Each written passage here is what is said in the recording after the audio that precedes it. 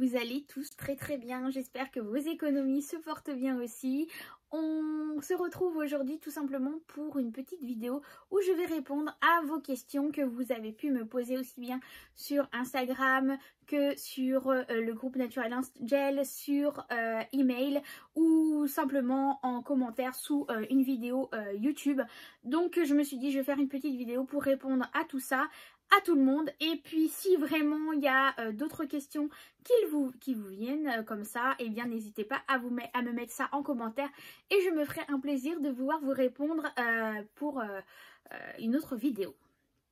Alors, j'ai tout noté sur mon iPad, les petites questions que vous m'avez posées. Alors, il y a aussi bien sur l'organisation que sur le budget ou bien des choses de la vie de tous les jours. Bref, je vais essayer de répondre au plus vite et faire une vidéo qui ne soit pas trop longue. On m'a demandé de faire un tuto enveloppe, création d'enveloppe, etc. Avec Canva.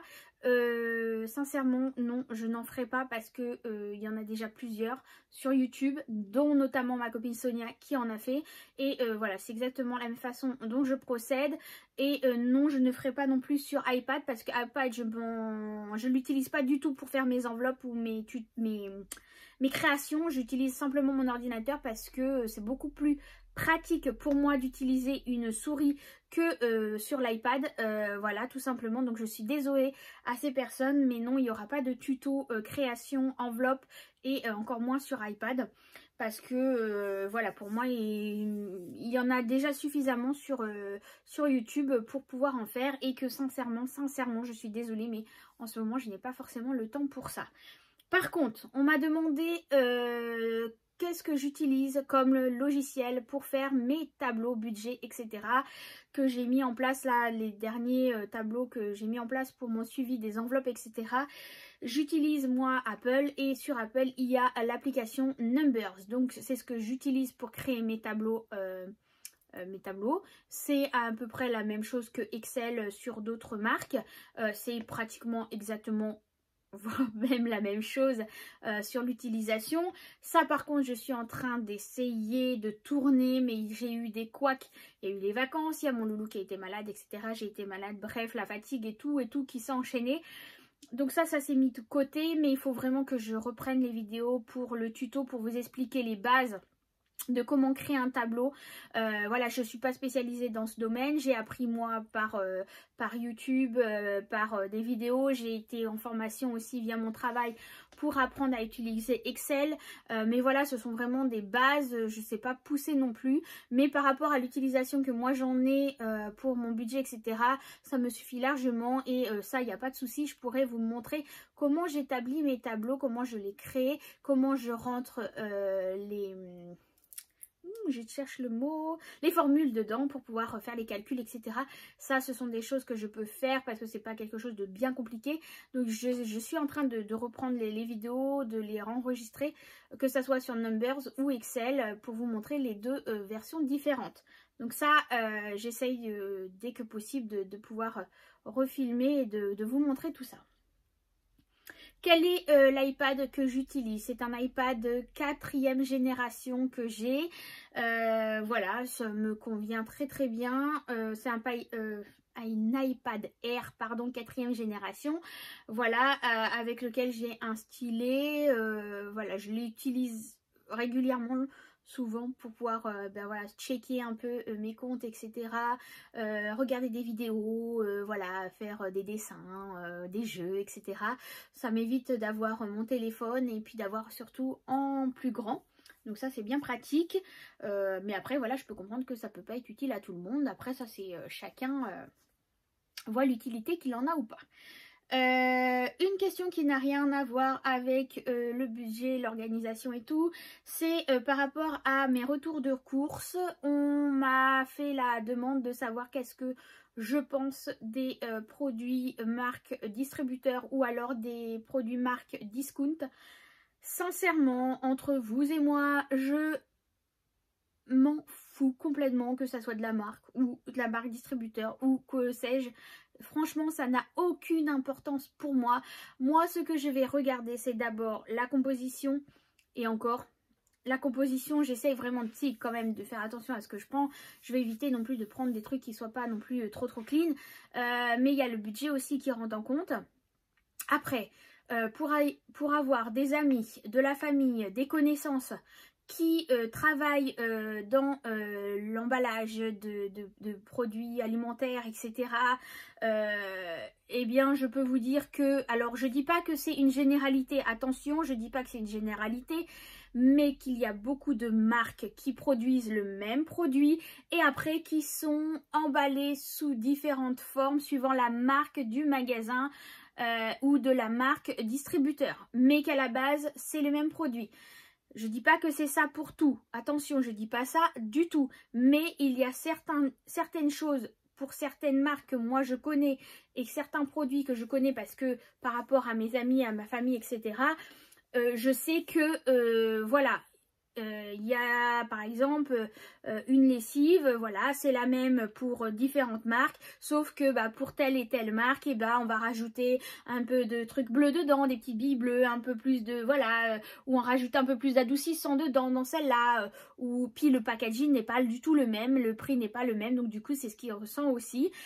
Après au niveau de la viande, et voilà, quand tu vois un morceau de viande, par exemple la viande hachée, que tu regardes sur le détail que c'est marqué 100% viande de bœuf avec 20% de matière grasse, et sur l'autre c'est pareil, 100%, que ça soit la marque distributeur ou la marque d'une grande marque, et que les compositions sont exactement la même et qu'au final il y a quand même 5 € de différence, je vais aller sur celle qui est le moins cher alors que c'est la même composition. Vous voyez ce que je veux dire? Après il y a des produits de base, la farine, le lait, voilà, ce sont des choses, moi ça me dérange pas du tout de prendre la marque Discount, loin de là, pas du tout, parce que voilà, il faut, pour moi c'est exactement la même chose, de la farine, ça reste de la farine. Après il y a différents types de farine, je dis pas le contraire, après mais la type 55 ou la type 65, que ce soit Francine ou ça soit Eco Plus, ou voilà, ça reste de la T155 ou de la T65, peu importe. Pour moi ça reste de la farine, je vais avoir le même gâteau, je vais avoir voilà, la même chose au final, hein, sauf que le prix ne va pas être le même parce que le packaging n'est pas le même et que voilà, la marque paye plus cher aussi, la distribution, etc. Donc voilà, pour moi, que ça soit de la marque ou pas de la marque, ça me pose aucun problème. Après il y a des bons et du mauvais dans tout, que ça soit de la marque ou pas. Après on fait suivant ses envies, suivant surtout aussi son budget, hein, parce que je suis désolée, moi je peux pas me permettre d'acheter que de la marque, hein, et puis j'en vois pas l'intérêt, sincèrement. Dans ma façon de penser, je me vois pas aller acheter quelque chose qui coûte plus cher alors que je peux avoir la même chose d'une autre marque ou du distributeur beaucoup moins cher. Je vois pas le projet du tout, hein. C'est comme dans ma façon de consommer dans la vie de tous les jours. Je vais pas aller acheter quelque chose si j'en ai pas réellement besoin. Si j'ai encore quelque chose à la maison qui fonctionne, par exemple une télé ou quoi que ce soit, je vais pas aller la changer parce qu'il y a un nouveau modèle qui vient arriver. Non, tant que moi la mienne fonctionne, même si elle a 20 ans ou 15 ans ou voilà, peu importe, je n'irai pas changer, je n'irai pas acheter tout simplement pour avoir le dernier modèle. Non, je suis désolée, pour moi j'aime pousser l'utilisation de mes affaires à son maximum. Après je dis pas, il faut se faire plaisir et envie de, voilà, si tu as envie et que tu peux te permettre, vas-y, fais-le. Voilà, après moi j'en vois pas l'intérêt sinon. Les vêtements c'est pareil, pour moi les vêtements, j'en ai déjà parlé, il m'arrive d'acheter des vêtements neufs à condition que le tarif pour moi me semble correct, ou sinon je n'ai aucun problème pour aller en friperie ou chez Emmaüs ou quoi que ce soit. Au contraire, moi je préfère les produits recyclés, seconde main, et éviter la surconsommation. Moi c'est dans ma façon de faire et dans ma façon de vivre. Je préfère aller acheter quelque chose qui a peut-être servi, certes. Alors attention, je ne vais pas acheter tout et n'importe quoi non plus en seconde main et tout. Il y a des choses où non, je n'achèterai pas.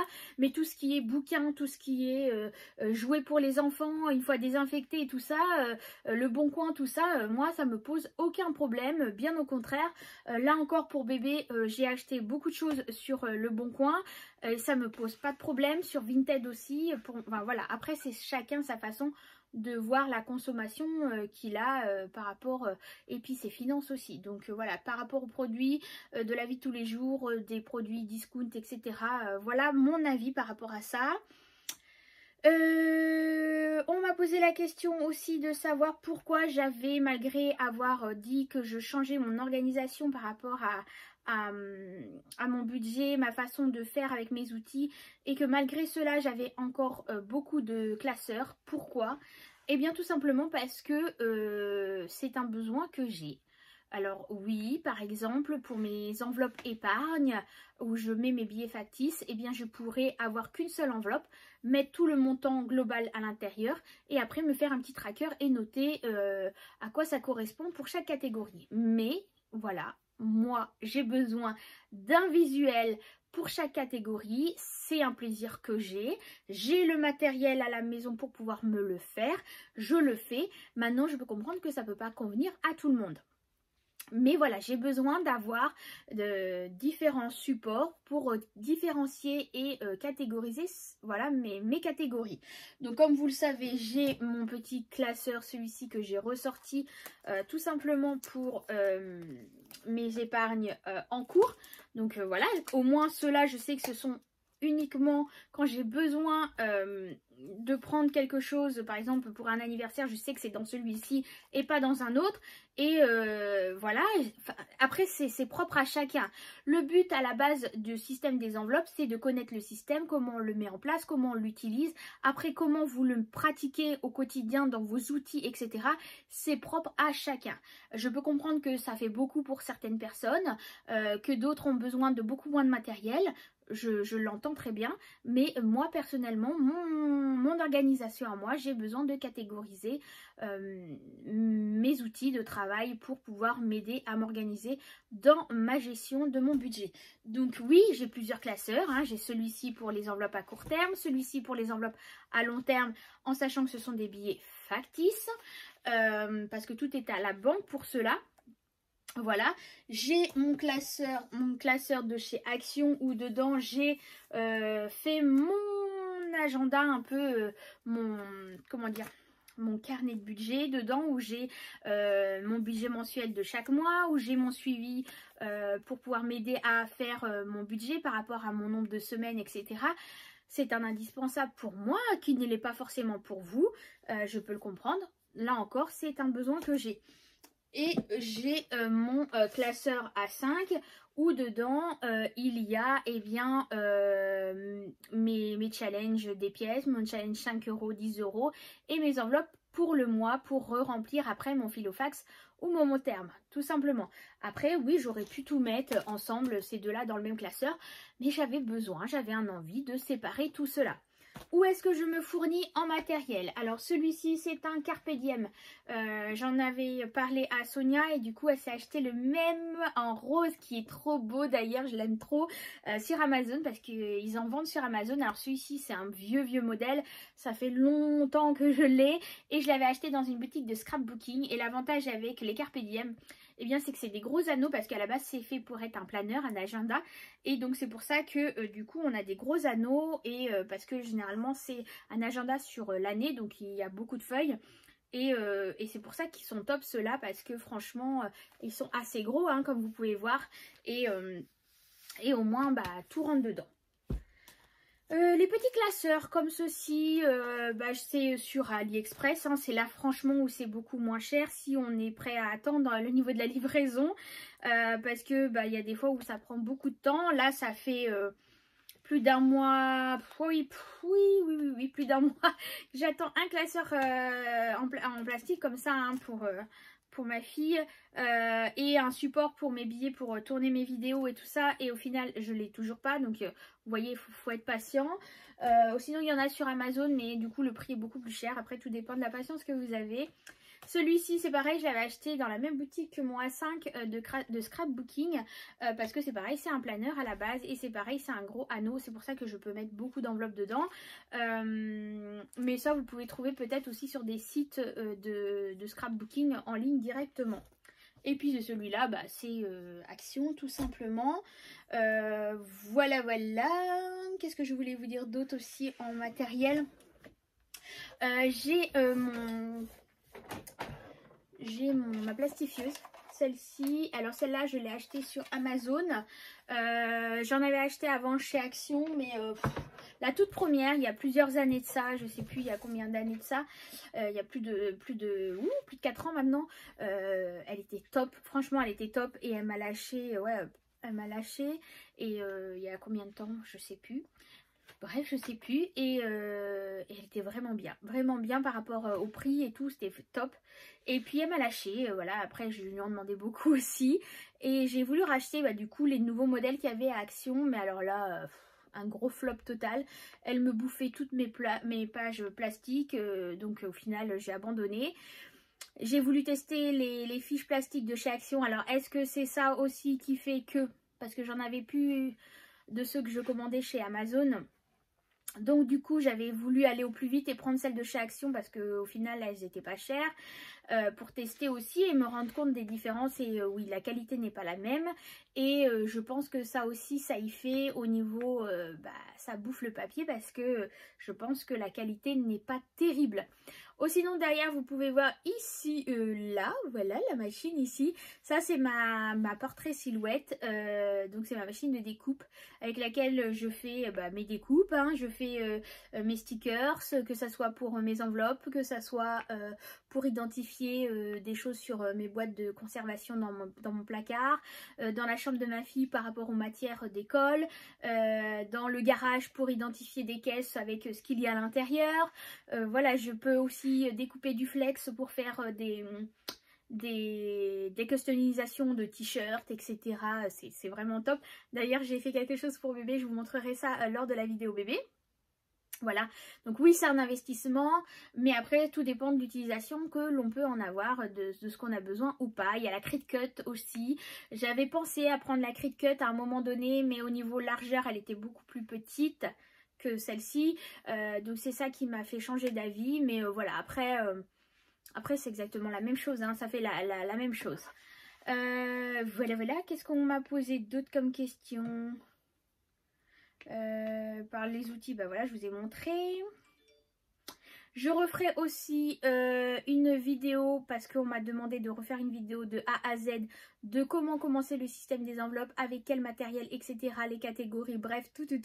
Donc ça, je ferai une vidéo bien distincte pour pouvoir, eh bien, quand je ferai des enveloppes, mon bilan, etc., eh bien, la remettre en haut de la vidéo pour que les personnes qui arrivent sur la chaîne, eh bien, puissent aller s'y référer pour pouvoir, eh bien, savoir comment commencer et avec quel matériel. Pourquoi? Alors on m'a demandé pourquoi j'avais différents comptes bancaires. Alors tout simplement parce que je n'ai pas envie de conserver mon argent dans la même banque. J'ai toujours eu notion qu'il n'était pas bon de garder toutes ses épargnes au même endroit. Donc c'est ce que je fais. J'ai mon compte principal CIC, j'ai mon compte Boursorama et j'ai mon compte Hello Bank. Alors oui, ça peut faire beaucoup pour différentes personnes. Excusez-moi, il y a eu un message. Mais pour moi, ça ne me dérange pas. Je jongle facilement avec mes différents comptes, en sachant que Boursorama, à la base, je l'utilisais aussi pour ma boutique Etsy, mais qu'au final, bah, pour l'instant, la boutique est fermée. D'ailleurs, entre parenthèses, je ne sais pas si je la rouvrirai un jour. Je ne sais pas, pour l'instant, c'est pas au projet du tout. Et du coup, bah, ce compte-là est en réserve, hein. Je laisse l'argent que j'ai pu gagner dessus pour justement m'autofinancer des formations par la suite après mon congé parental. Et je l'utilise aussi parce que j'ai fait le versement dessus de la prime de naissance. Et du coup, pour moi, c'est beaucoup plus pratique de payer directement avec la carte bleue quand j'ai besoin, que ça soit sur Amazon, Vinted, Le Bon Coin, etc. pour acheter des choses pour bébé.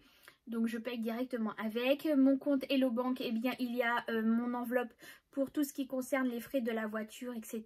Donc c'est dessus. Et il y a l'enveloppe rentrée scolaire et vêtements qui est dessus aussi. Donc comme ça, c'est pareil, si j'ai besoin de faire des achats en ligne ou en magasin pour ce genre d'articles, eh ben, je paye avec ma carte Hello Bank que j'ai, en sachant que ce sont des comptes qui n'ont pas de frais bancaires et ce sont des comptes que j'ai pris les plus classiques, les tout simples, où je n'ai pas payé la carte bleue.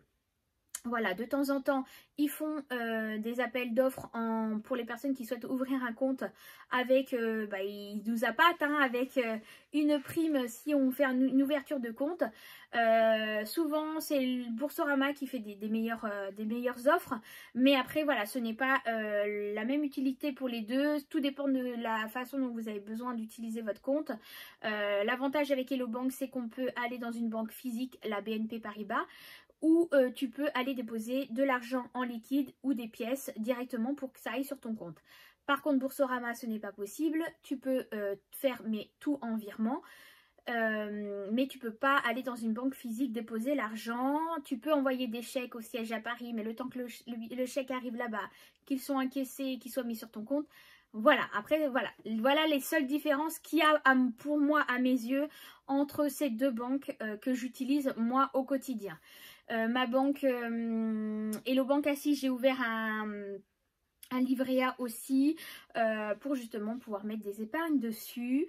Sinon j'ai mon compte à la banque CIC où j'ai mon compte classique, j'ai notre compte en commun avec mon mari, j'ai le compte épargne de mes enfants et j'ai un compte épargne populaire là-bas. Voilà, mais mon compte principal, j'aimerais bien le supprimer de là-bas pour pouvoir le basculer à Hello Bank. Ça fait longtemps, je sais que j'en parle, mais que j'ai toujours pas fait, donc j'ai hâte de le faire. Il faut vraiment que je m'en occupe. Voilà pourquoi j'ai différents comptes bancaires. En attendant, si ça peut vous intéresser, qu'aussi bien Boursorama ou Hello Bank, je mets dans la description de la vidéo mes liens de parrainage. Alors, faites attention parce qu'il y a des fois où suivant les mois ou suivant les semaines, il y a des offres bien particulières pour Hello Bank et Boursorama, pardon, je cherche mes mots, où ils font des offres plus intéressantes pour vous pour pouvoir ouvrir un compte. On va pas se mentir, si tu ouvres un compte chez Hello Bank ou Boursorama, tu gagnes de l'argent suivant le montant et suivant l'offre qu'il y a en ce moment. Et j'en gagne aussi, hein. Il n'y a pas à s'en mentir, je ne vais pas le cacher. Oui, il y a des personnes qui ont ouvert des comptes avec moi via mon bulletin parrainage. Ils ont gagné de l'argent en ouvrant leur compte et j'en ai gagné aussi, il n'y a pas à se mentir. Il y a aussi mes liens des applications où tu peux faire du cashback, pareil, où tu vas pouvoir avoir plus de cashback si tu passes par mon lien de parrainage que si tu l'ouvres tout seul, et ça c'est vachement utile. Moi je l'utilise pas régulièrement, mais si j'ai besoin de faire un achat sur internet, eh bien je vais facilement passer par ce genre d'application pour me permettre de récupérer un peu d'argent sur l'achat que j'ai fait. C'est toujours ça de gagner et c'est super top, donc voilà. Et j'ai aussi mon application Vivid où c'est une carte virtuelle. Alors pour l'instant, je vous l'avoue, je l'ai mis en place. Il faut que je prenne le temps de regarder à fond cette application et ce système. C'est une carte là virtuelle où tu vas te permettre, donc il faut le recharger tu fais des virements de ton compte vers Vivid et tu vas payer avec suivant l'enseigne où tu vas aussi là encore récupérer du cashback. C'est toujours intéressant, c'est toujours mieux que rien du tout, hein, même si c'est pas grand chose, mais c'est toujours ça de gagner. Et il faut vraiment que je m'y penche un peu plus pour pouvoir exactement voir mes besoins à moi par rapport à mon organisation et ma consommation. Quel magasin je peux utiliser la carte pour récupérer du cashback, parce que sinon je vois pas l'intérêt de l'utiliser. Dans ce cas-là, pourquoi pas modifier certaines de mes enveloppes et mettre un peu d'argent justement dans cette carte-là pour pouvoir me permettre de gagner des cashback. Et tout simplement, je cherche mes mots à chaque fois. Là encore, tu trouveras mon lien de parrainage dans la barre de description de la vidéo. Et Je bégaye. Mais voilà, ça aussi, ça fera le sujet d'une autre vidéo. J'essaierai de prendre le temps de vraiment me pencher sur ce compte-là, Vivid, parce que je pense que ça va être intéressant, vraiment pour se permettre, pour les personnes qui utilisent beaucoup la carte bleue pour faire des achats en ligne. Donc je pense que ça peut être pas mal. Ou même pour aller au McDo, Lidl, je sais qu'il y a Lidl, McDo, Action, la Fnac, des choses comme ça. Des magasins comme ça où quand tu payes avec Vivid, et bah, tu récupères du cashback. Donc c'est plutôt intéressant. Et d'ailleurs de temps en temps ça m'arrive de faire des publications sur Instagram pour en parler. Quand je vois passer la chose, je partage en même temps. Mais c'est vrai que pour l'instant je m'y suis pas encore penchée. Voilà pour ça. Qu'est-ce que je voulais vous dire encore d'autre? Si, je vais vous montrer enfin mes assiettes parce que vous m'avez demandé à plusieurs reprises. Tu nous as parlé de tes assiettes de Action, tu ne nous les as pas montrées.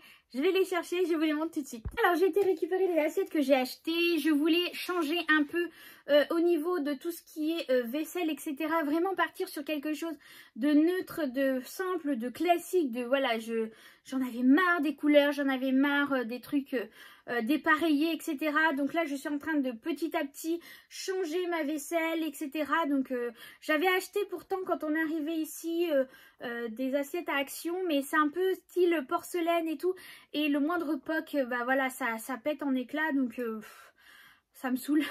Donc là voilà, je suis partie sur quelque chose de beaucoup plus simple, vous allez voir.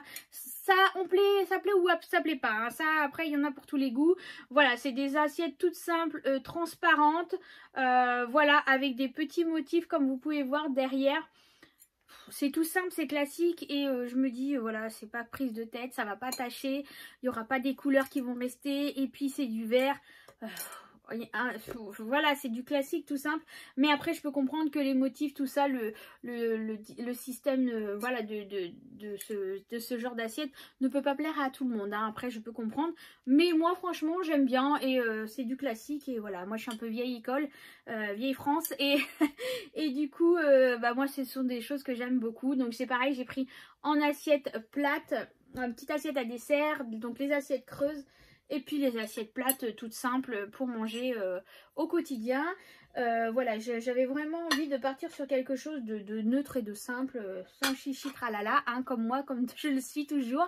Pareil au niveau de mes tasses, ce sont des tasses en verre toutes simples, un classique, mais blanc, transparent, hein, vraiment le transparent ici, hein, sans motif, sans rien du tout. À Action pareil, donc j'ai pris des gros mugs pour monter le café le matin, et puis des plus petites, un peu plus petites, ouais, avec une anse, hein, toujours pour un café dans la journée, ou quand il y a quelqu'un qui passe, voilà, tout simplement. Je vais juste devoir racheter des bols pareil que je veux prendre en verre, parce que c'est pareil, j'avais pris de la même matière que les assiettes un peu porcelaine, je sais pas ce que c'est, et au final bah, tout s'ébrèche, et puis voilà, donc ça m'énerve. Donc je suis en train de voir pour... Il va falloir que j'achète les bols, voilà. Les assiettes, bah, j'en achète de temps en temps. J'ai pris 6 grandes, 6 petites et 4 assiettes creuses pour le moment.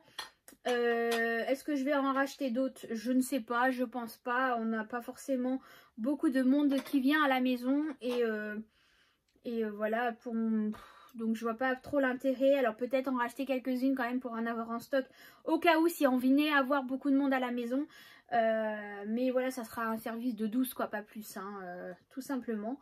Voilà pour les questions. En attendant, si vous avez d'autres questions, ou si vous m'avez posé des questions et que je n'y ai pas répondu là, bah, comme je l'ai dit en début de vidéo, mets-moi ça en commentaire, et je referai une petite vidéo pour bah, répondre à vos questions. En attendant, je vous fais des gros bisous. Le soleil est en train d'arriver, ça fait plaisir. Je vais pouvoir aérer la maison pour pouvoir voilà, faire rentrer le soleil, la fraîcheur, et enlever toutes ces microbes qui traînent. Parce qu'on a envahi la grippe ici en Bretagne, donc franchement on va essayer d'aérer un maximum, et de renouveler l'air le plus possible. Donc ça, n'hésitez pas à le faire, c'est toujours bon, plusieurs fois par jour, hein, même avec l'histoire du Covid, on aère, et ça permet de respirer et d'être beaucoup mieux. Bref, je change de conversation, mais c'est pas grave. En attendant, encore plein de gros bisous, prenez soin de vous, surtout prenez soin de vos économies, et puis on se retrouve pour une nouvelle vidéo.